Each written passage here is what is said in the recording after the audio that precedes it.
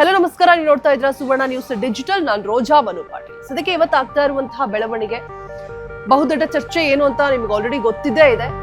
ದರ್ಶನ್ಗೆ ಮಾಫಿ ಸಂಕಷ್ಟ ಎದುರಾಗಿರುವಂಥದ್ದು. So what next ಅನ್ನುವಂತಹ ಕ್ಯೂರಿಯಾಸಿಟಿ, ಕುತೂಹಲ ಎಲ್ರಿಗೂ ಕೂಡ ಇತ್ತು.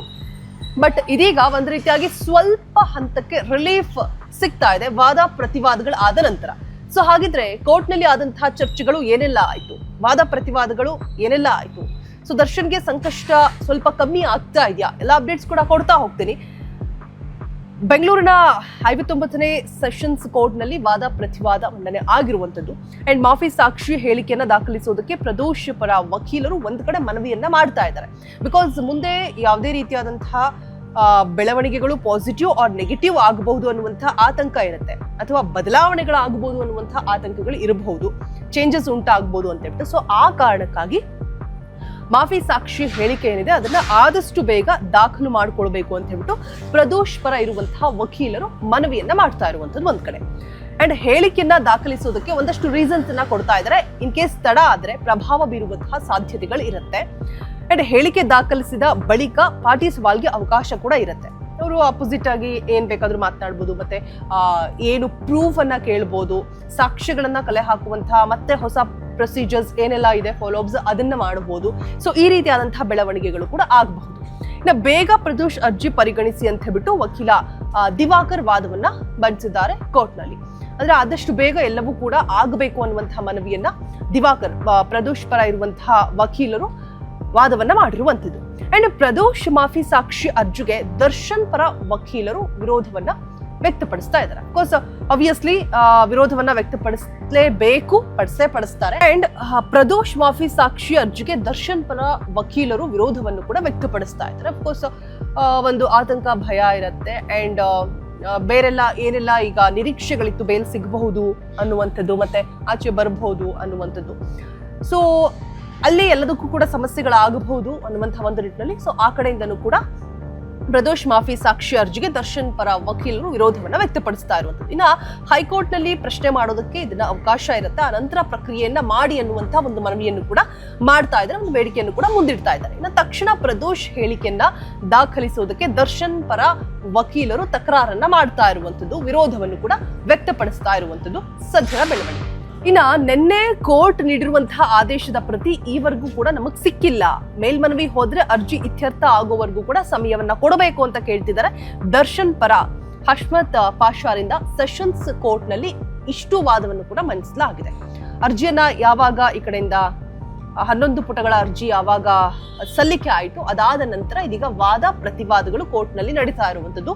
ಒಂದು ಕಡೆ ದರ್ಶನ್ಗೆ ಸಂಕಷ್ಟ ಕಡಿಮೆ ಮಾಡುವಂತಹ ಕೆಲಸವನ್ನ ಅವರ ಪರ ವಕೀಲರಾದಂತಹ ಹಶ್ಮತ್ ಪಾಷಾ ಅವರು ಮಾಡ್ತಾ ಇದ್ದಾರೆ. ಮತ್ತೊಂದು ಕಡೆ ದಿವಾಕರ್ ಅವರು ಆದಷ್ಟು ಬೇಗ ಎಲ್ಲವನ್ನು ಕೂಡ ಏನು 11 ಪುಟಗಳ ಅರ್ಜಿ ಹೇಳಿದೆ ಮತ್ತೆ ಅವರ ಹೇಳಿಕೆಯಿಂದ ಎಲ್ಲವನ್ನು ಕೂಡ ದಾಖಲಿಸಿ ಮುಂದುವರಿಸಬೇಕು ಅಂತ ಹೇಳ್ಬಿಟ್ಟು ಈ ಕಡೆ ದಿವಾಕರ್ ಅವರು ಕೂಡ ತಮ್ಮ ಬೇಡಿಕೆ ಮತ್ತೆ ಮನವಿಯನ್ನ ಮುಂದಿಡ್ತಾ ಇದ್ದಾರೆ.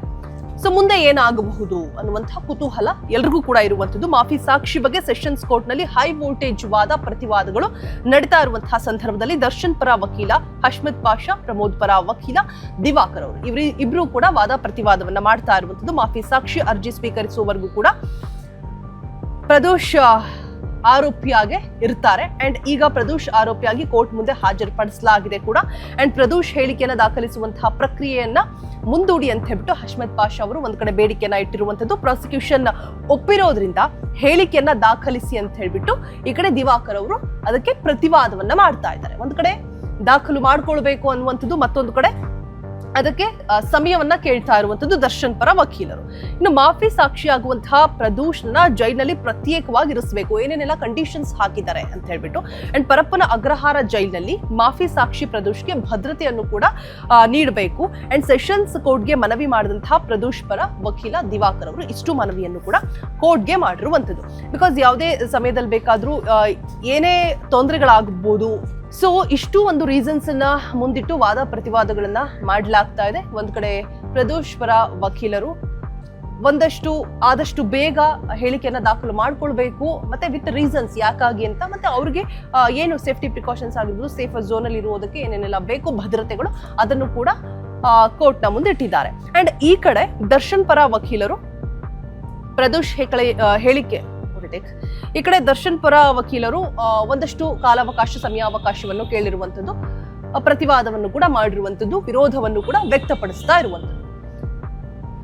ಸೊ ಫೈನಲ್ ಆಗಿ ಏನಾಯ್ತು, ಆಗಸ್ಟ್ 18ರವರೆಗೂ ಕೂಡ ಕಾಲಾವಕಾಶ ಇದೆ ಪ್ರದೋಷ್ ಹೇಳಿಕೆಯನ್ನ ದಾಖಲು ಮಾಡ್ಕೊಳ್ಳೋದಕ್ಕೆ. ಸೊ ಒಂದು ಹಂತದ ಒಂದು ಸಂಕಷ್ಟದಿಂದ ಇದೀಗ ದರ್ಶನ್ ಬಚಾವಾಗಿದ್ದಾರೆ. ಜೊತೆಗೆ ಬೇರೆಲ್ಲ ಪ್ರಮುಖ ಆರೋಪಿಗಳು ಇನ್ಕ್ಲೂಡಿಂಗ್ ಪವಿತ್ರ ಗೌಡ ಕೂಡ ಬಚಾವಾಗಿದ್ದಾರೆ ಅಂತ ಭಾವಿಸಬಹುದು. ಸೊ ಇದಿಷ್ಟು ಕೂಡ ಕೋರ್ಟ್ ನಲ್ಲಿ ಆಗಿರುವಂತಹ ವಾದ ಪ್ರತಿವಾದಗಳು, ಸದ್ಯದ ಅಪ್ಡೇಟ್ಸ್. ಸೊ ಮುಂದೆ ಏನಾಗಬಹುದು, ಮತ್ತೆ ಮಾಫಿ ಸಾಕ್ಷಿಯನ್ನ ನೀಡೋದಕ್ಕೆ ಮುಂದೆ ಯಾರು ಮುಂದೆ ಬರಬಹುದು, ಮತ್ತೆ ಇವರ ಹೇಳಿಕೆ ದಾಖಲಾಗೋದಕ್ಕೆ ಆಗಸ್ಟ್ 18ರವರೆಗೂ ಕೂಡ ಕಾಲಾವಕಾಶವಿದೆ. ಸೊ ಅಷ್ಟರಲ್ಲಿ ಏನಾದ್ರೂ ಬದಲಾವಣೆಗಳಾಗತ್ತಾ? ಬಿಕಾಸ್ ಈಗ ಹೇಳಿದಂತಹ ಹೇಳಿಕೆ, ಈಗ ಕೊಟ್ಟಂತಹ ಸಾಕ್ಷಿಗಳು ಮತ್ತೆ ನಾಳೆ ಒಳಗಡೆ ಇನ್ನೇನೋ ಚೇಂಜಸ್ ಆಗಿರುತ್ತೆ, ಇನ್ನೇನೋ ಬದಲಾವಣೆಗಳಾಗಿರುತ್ತೆ. ಸೊ ಹಾಗಾಗಿ ಗೊತ್ತಿಲ್ಲ ಏನಾಗ್ಬೋದು ಅಂತ. ಈ ಕಡೆ ಭದ್ರತೆಯನ್ನು ಕೂಡ ಕೋರ್ತಾ ಇದ್ದಾರೆ, ಪ್ರದೋಷ್ಗೆ ಭದ್ರತೆ ಕೂಡ ಬೇಕು ಅಂತ ಹೇಳ್ಬಿಟ್ಟು ಪ್ರದೋಷ್ ಪರ ವಕೀಲರು ಕೂಡ ಒಂದು ಮನವಿಯನ್ನ ಮಾಡ್ಕೊಂಡಿದ್ದಾರೆ. ಸೊ ಕಾದ್ ನೋಡೋಣ ಯಾವೆಲ್ಲ ತಿರುವುಗಳನ್ನ ಈ ಒಂದು ರೇಣುಕಾ ಸ್ವಾಮಿ ಕೊಲೆ ಕೇಸ್ ಪಡೆದುಕೊಳ್ಳುತ್ತೆ. ದಿನೇ ದಿನೇ ಒಂದ್ ರೀತಿಯಾಗಿ ಕ್ಯೂರಿಯಾಸಿಟಿ, ಕುತೂಹಲ, ಏನಾಗತ್ತೆ ಮುಂದೆ ಅನ್ನುವಂತಹ, ಅಂದ್ರೆ ಜೈಲಲ್ಲೇ ಉಳಿದುಕೊಳ್ತಾರಾ ಅಥವಾ ಬೇಲ್ ಸಿಕ್ಕೋ ಆಚೆ ಬರುವಂತಹ ಸಾಧ್ಯತೆಗಳು ಇದೆಯಾ ಅನ್ನುವಂತಹ ಒಂದಷ್ಟು ಗೊಂದಲಗಳು, ಸಂಕಷ್ಟಗಳು ದರ್ಶನ್ಗೂ ಕೂಡ, ದರ್ಶನ್ ಅಭಿಮಾನಿಗಳಿಗೂ ಕೂಡ ಇದ್ದೇ ಇದೆ. ಸೊ ಲೆಟ್ಸ್ ಸಿ ಏನಾಗತ್ತೆ ಅಂತ ನೋಡೋಣ. ಇದಿಷ್ಟು ಸದ್ಯದ ಅಪ್ಡೇಟ್ಸ್. ಇನ್ನಷ್ಟು ಒಳ್ಳೊಳ್ಳೆ ಕಂಟೆಂಟ್ಗಳಿಗಾಗಿ, ಅಪ್ಡೇಟ್ಸ್ಗಾಗಿ ಫಾಲೋ ಮಾಡ್ತಾ ಇರಿ ಸುವರ್ಣ ನ್ಯೂಸ್ ಡಿಜಿಟಲ್ ಪೇಜ್. ಇಷ್ಟೊತ್ತು ಸುದ್ದಿ ಕೊಟ್ಟ ನಾನು ರೋಜಾ ಮನುಪಾಟೀಲ್.